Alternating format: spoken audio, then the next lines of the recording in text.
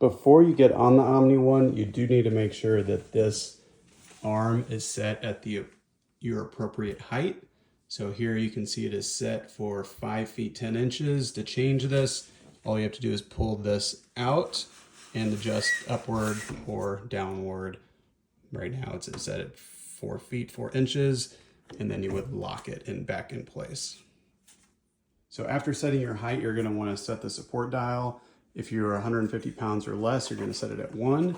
If you're 150 to 180 pounds at 2, 180 pounds to 210 pounds at 3, and 210 pounds to 250 pounds at 4.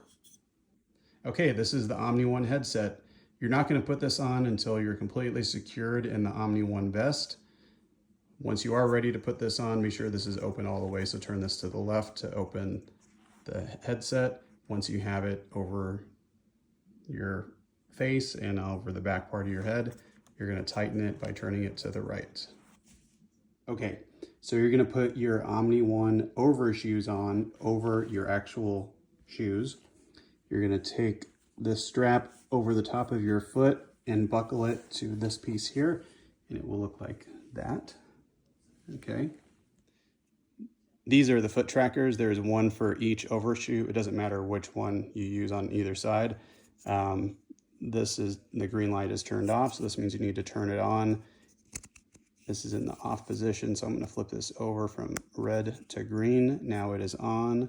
It is blinking for a second until it pairs. Now it's paired. Okay, so you're good to go. For some reason the light doesn't come on, there's a charger here. It's USB-C. There's a charger in the basket in the closet, which will charge 2 of these at the same time.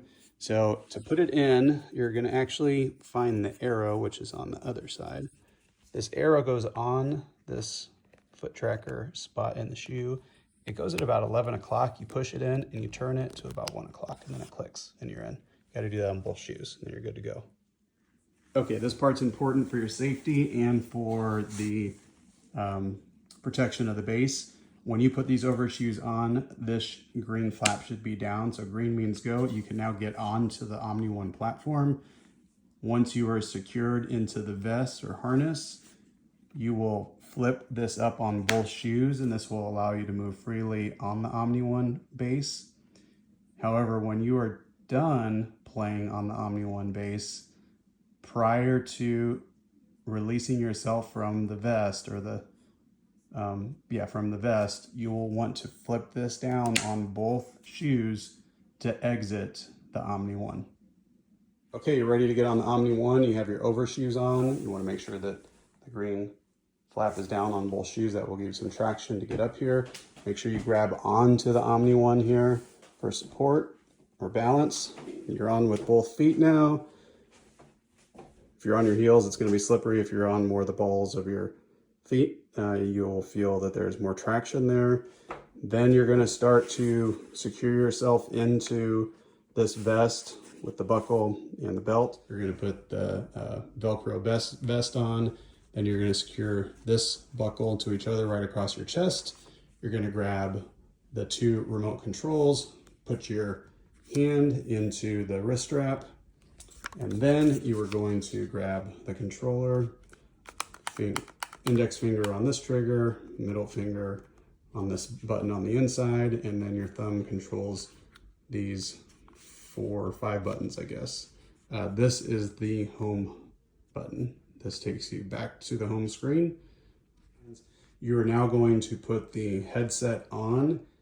So you've already buckled yourself in. You have your controllers, 1 in each hand. You have now put the headset on, and now you're going to release the Omni One arm, which is this piece back here. And you're going to push this button and that will release it. So now you can swing around with full 360-degree directional ability. And this is the same button you're going to hit when you're done. This will lock it back in place before you unbuckle this strap and take off this belt. All right, after you're done playing, you can turn the headset off by holding this button here for just a few seconds, and the remote controls will automatically shut off. The sensors will not automatically shut off. So they're in the 1 o'clock position. You're going to turn it to the left to about 11 o'clock, pop it out, and the same way we turn them on, we are going to now turn them off. We'll do that for both of them.